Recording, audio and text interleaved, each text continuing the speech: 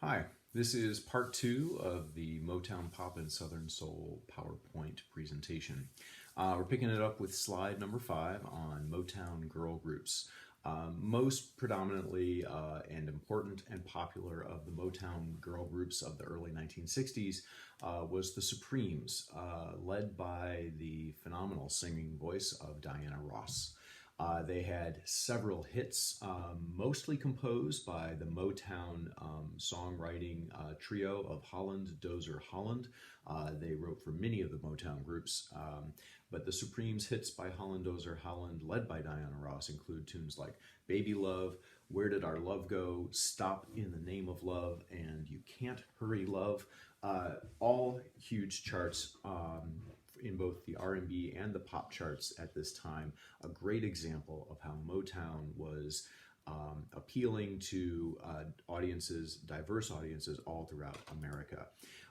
Take a listen to the song Baby Love. It's a classic example of early Motown by the Supremes. Very standard, simple verse, 12-bar verse structure. Easy to follow, 4/4 shuffle, all the way through.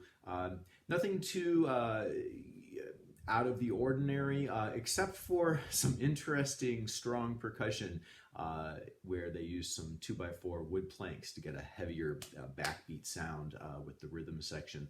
But for the most part, you're going to be able to follow the simple verse structure in that 12-bar simple verse structure in a shuffling meter. The guy groups, as we like to call them from the Motown era, again, girl groups featuring several women singers, guy groups singing several male singers, kind of growing out of the doo-wop tradition of singing on the porch stoops from earlier in the 50s. The guy groups, most predominantly of Motown in the early 60s, are folks like the Temptations or the Four Tops. And the presentation and the performance was just as important as the way the music sounded, especially for live performance.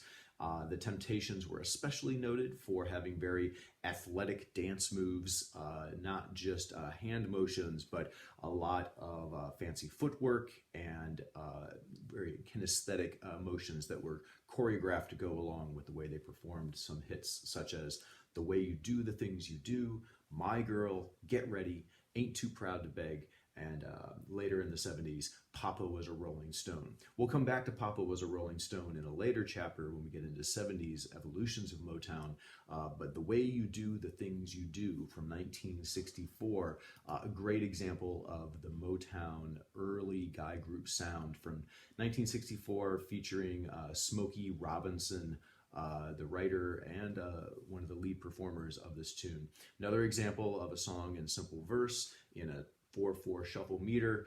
I'm going to have some horn line action going on here as well, but again, a great example of the evolution of doo-wop and rhythm R&B into the Motown rock sound of the 60s. Also, another notable guy group from Motown at this time was the Four Tops. Again, 4 singers.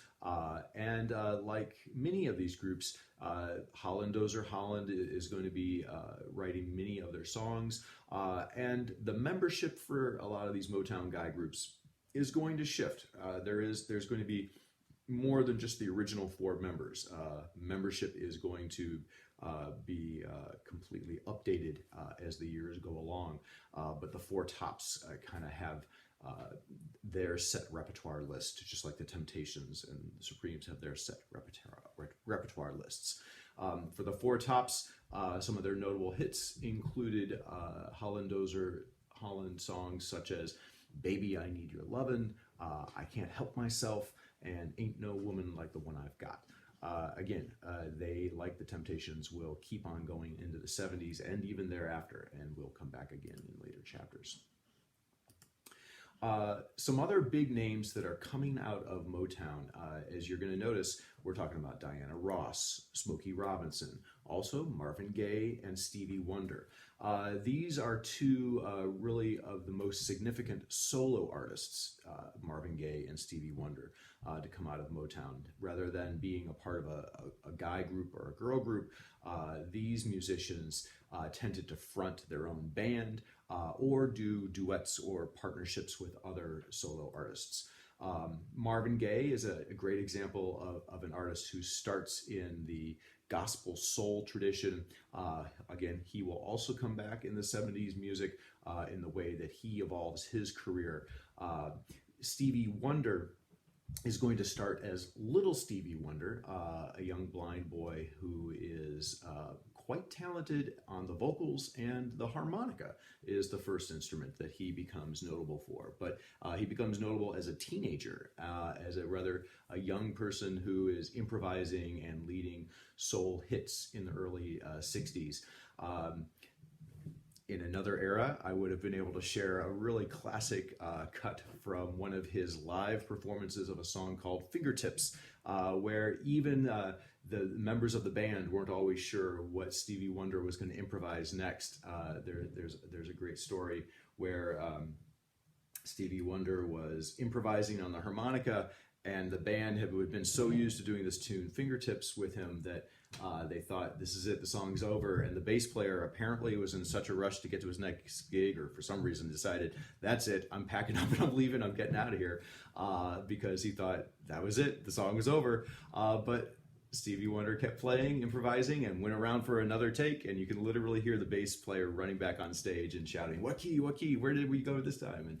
And so that kind of live improvised performance still alive and well. It's not just in jazz, and that is going to be an important part of the difference between the recorded studio music that is highly polished and very ready to go out to multiple markets in the recorded album format, as opposed to the live performance, which can be much more versatile and open-ended in the way it's performed.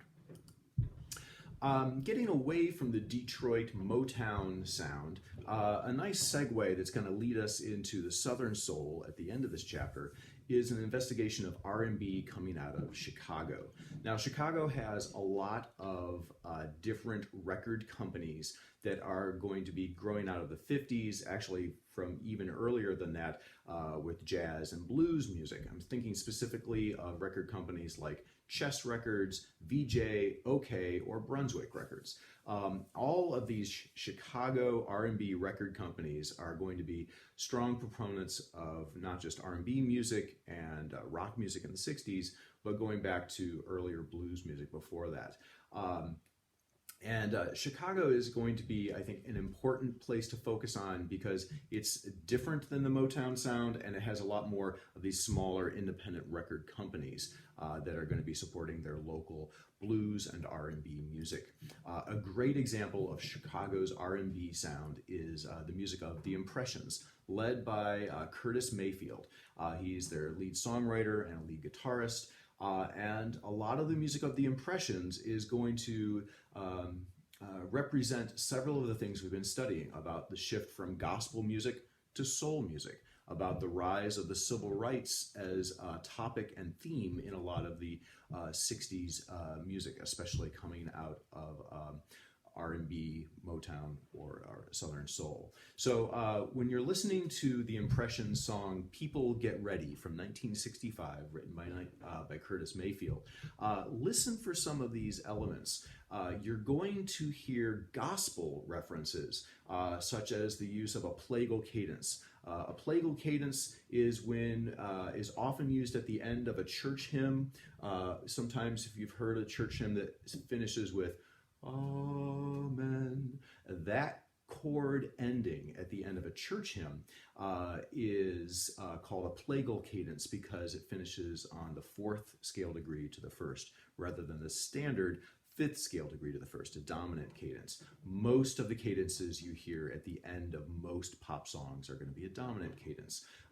But at the end of gospel or church hymn music, we tend to hear these amen plagal cadences. And you'll hear these plagal cadences a lot in People Get Ready by The Impressions. Also, gospel influenced elements of the song are just straight references to lyrics from Bible stories, referring to the train to Jordan and hopeless sinners and thank the Lord. These lyrical lines are really kind of a hybridization of gospel music as well as the secular soul music. This is a really, I think, an important song to kind of look at how music was shifting and evolving between gospel and soul, especially in the African American pop music sound. That's a pretty good place for us to pause right now. And when we come back with our final video for Chapter 6, we'll explore all the things that make up Southern Soul as a different type of black pop that's coming out of the early 60s.